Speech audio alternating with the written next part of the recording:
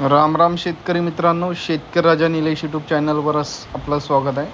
बघा शेतकरी मित्रांनो, आपल्या या सोयाबीनला 2 फवारण्या झाल्या आहे कंप्लीट आणि तिसरी फवारणी आपण 2 ते 3 दिवसामध्ये घेणार आहोत. आणि बघा या प्लॉटला आपल्या पहिली आणि दुसरी फवारणी काय झाली आहे तर त्याचा आपला व्हिडिओ आहे आपल्या चॅनलवर. तरी पण मी तुम्हाला या व्हिडिओमध्ये सांगणार आहोत. शेतकरी मित्रांनो, आपण पहिल्या फवारणीमध्ये एक बायो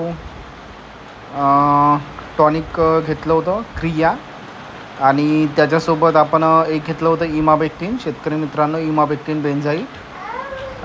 तर बघा तो आपला फर्स्ट स्प्रे झाला होता आणि सेकंड स्प्रेमध्ये आपण टाटा बार हे टॉनिक घेतलं होतं शेतकरी मित्रांनो फ्लावर सेटिंग करण्यासाठी. आणि त्याच्यासोबत आपण एक चांगलं फंगीसाईड घेतलं होतं शेतकरी मित्रांनो. त्या फंगीसाईडमध्ये आपण साप घेतलं होतं आणि त्याच्यासोबत आपण एक अळीनाशक घेतलं होतं शेतकरी मित्रांनो. शेतकरी मित्रांनो, आपण घेतलं होतं बाराझाईट अदामा कंपनीचं. आणि त्याच्यासोबत आपण एक सिलिकॉन बेस स्टिकर टाकलं होतं.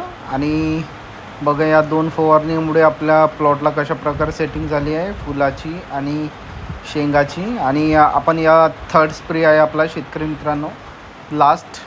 आणि या लास्ट स्प्रेमध्ये आपण घेणारे कंटेन आहोत शेतकरी मित्रांनो. आता आमच्या सोयाबीनमध्ये एक मेजर प्रॉब्लेम दिसून राहिला आहे. यामध्ये आपल्याला अळीचं अटॅक हलक्या प्रमाणात दिसून राहिला आहे आणि फ्लॉवरिंगची पूर्ण सेटिंग झालेली आहे आणि कनुरा आहे.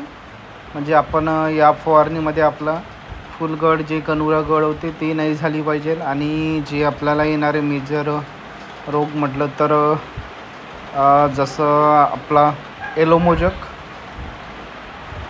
तशाच अळीचा अटॅक जास्त होऊ नये याच्यासाठी.